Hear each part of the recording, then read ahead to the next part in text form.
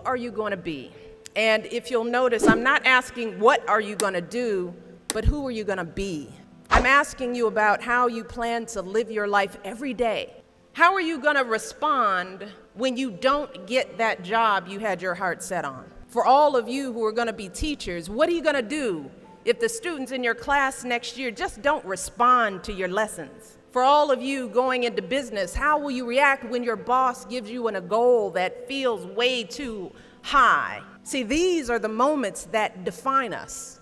Not the day you get the promotion, not the day you win Teacher of the Year, but the times that force you to claw and scratch and fight just to get through the day. The moments when you get knocked down and you're wondering whether it's even worth it to get back up. See, those are the times when you've got to ask yourself, who am I going to be? And I want to be clear, this isn't just some vague platitude about building character. In recent years, we've actually been seeing a growing body of research that shows that skills like resilience and conscientiousness can be just as important to your success as your test scores or even your IQ. For instance, West Point cadets who scored high on things like grit and determination were more likely to complete basic training than those who ranked high on things like class rank, SAT scores, and physical fitness.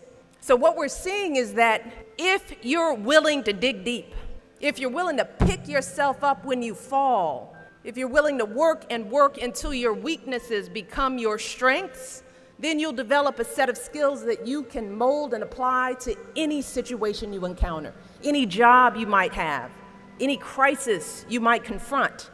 But you got to make that choice. And let me just share just a little secret before I end. As someone who has hired and managed hundreds of young people over the course of my career, whether it was during my time as a lawyer, as an administrator, as a university, a nonprofit manager, even now as First Lady, I have never once asked someone I was interviewing to explain a test score or a grade in a class. Never. I have never once made a hire just because someone went to an Ivy League school instead of a state school. Never. What I have looked for is what kind of person you are. Are you a hard worker? Are you reliable? Are you open to other viewpoints? Have you stepped outside of your own self-interest to serve others? Have you found a way to serve our country, whether in uniform or in your community?